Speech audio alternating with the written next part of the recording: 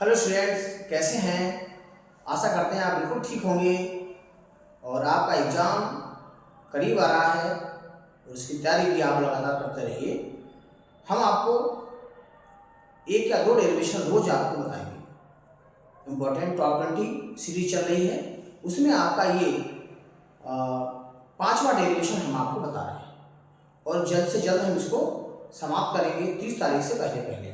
तो आप इसको लगातार देखते रहिए हमारे चैनल को और सब्सक्राइब करते रहिए, शेयर करते रहिए, अपने साथियों को कमेंट भी करिए। तो शुरू करते हैं पांचवा डेरिवेशन। पांचवा डेरिवेशन क्या है? समांतर पट्ट संधारित्र की धारिता का व्यंजक प्राप्त कीजिए अथवा समांतर प्लेटों के बीच में यदि कोई परावर्तन की पट्टी रखी हुई है तो उस संधारित्र की धारिता का व्यंजक प्राप्त कीजिए। उसको ये भी कह सकते हैं समांतर पट्ट संधारित्र भी कहा जाता है। तो देखिए, इसके लिए सबसे पहले हम क्या करते हैं, यह है आपका समांतर पट्ट संधारित्र की धारिता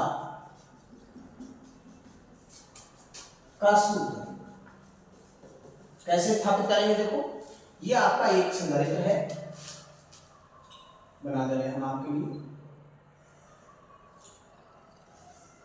ठीक हो गया। इसकी दो प्लेटें हैं एक्स और वाई, एक दूसरे से डी दूरी पर रखी हुई है, ठीक। और इसकी जो वाई प्लेट है वो पृथ्वी से जुड़ी हुई है। इन प्लेटों के बीच में क्या करते हैं, स्मॉल टी मोटाई की एक परावर्तित पदार्थ की पट्टी रख देते हैं। कांच की हो सकती है, अभ्रक की हो सकती है, माइका हो सकता है, मोम हो सकता है, कागज हो सकता है।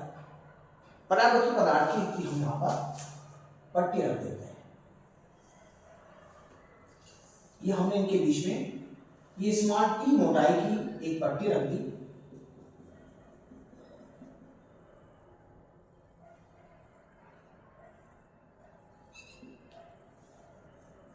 इसके बीच में हमने ये पट्टी रख दी और देखिए क्या है, बहुत आसान तरीका इसका है।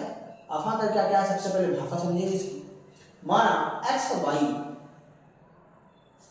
दो समांतर प्लेटें हैं किसी संधारित्र की, इनके बीच की दूरी क्या है, डी है। इनके बीच में स्मॉल टी मोटाई का के परावर्तन की एक पट्टी रखी हुई है, ठीक। जब हम इन प्लेटों के बीच में एक टी मोटाई की पट्टी रख देते हैं तो आप देख रहे हैं जो इसमें वायु भरी थी उतना इतना स्थान घेर दिया उसने, तो वायु में जो स्थान बचा कौन सा, डी माइनस टी, ये और ये।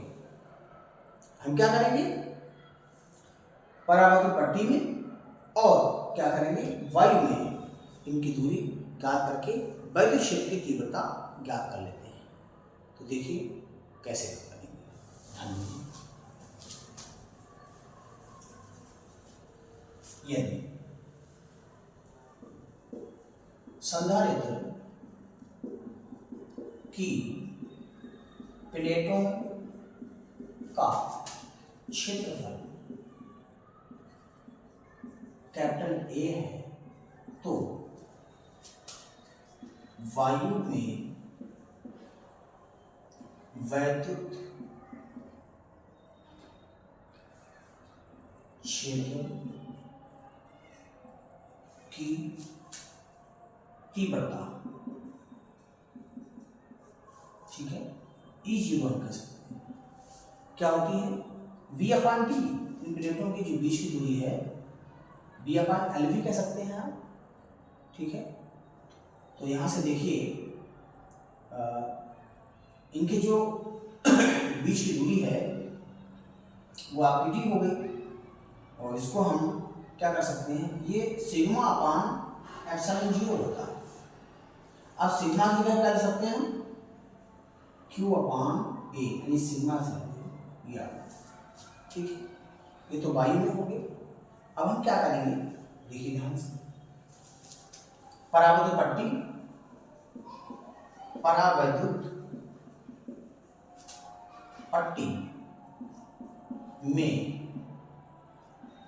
वैद्युत क्षेत्र की तीव्रता, इसे आप ई लिख लो केवल चाहे तो क्या हो जाएगी, ये हो जाएगी आपकी, इसमें Q अपान K से गुणा हो जाएगी इसकी, ऐसा हो जाएगी। ठीक है, वायु में दूरी देखो, वायु में दूरी आप देख लें, पूरी दूरी d है, इसमें T घटा दो तो d माइनस टी हो गया। सही, तो इन प्लेटों के बीच विभवांतर देख लीजिए, प्लेटों के बीच विभवांतर आप जानते हैं v बराबर क्या होता है, देखिए हम जानते हैं आपका E बराबर v अपॉन डी होता है, तो v बराबर क्या होगा a इंटू डी। तो देखिए ऐसे यहाँ पर इसके कारण दोनों के कारण जो विभवांतर होगा उन्हें जोड़ लेंगे, तो क्या होगा, पहले वायु के कारण देखिए, वायु में जो परिक्षेत्र तीव्रता है E0 है और दूरी है आपकी d माइनस टी। ठीक हो, प्लस परावर्तन पट्टी के कारण देखिए क्षेत्र की तीव्रता E है और दूरी है इसकी कितनी t, यानी मोटाई t है। अब इसमें मान लीजिए तो b बराबर क्या हो जाएगा, E का मान आपके पास है कितना, Q अपान एप्सिलॉन 0 a और d माइनस टी, प्लस इधर E का मान कितना है, Q upon K epsilon 0 a into T. अब इसकी धारिता देखें, धारिता C बराबर Q अपान B होता है, तो सूत्र लगा देंगे, देख लीजिए इसे, बहुत आसान है, ऐसे लगातार चले रहिए, पढ़ते रहिए एंजॉय के साथ।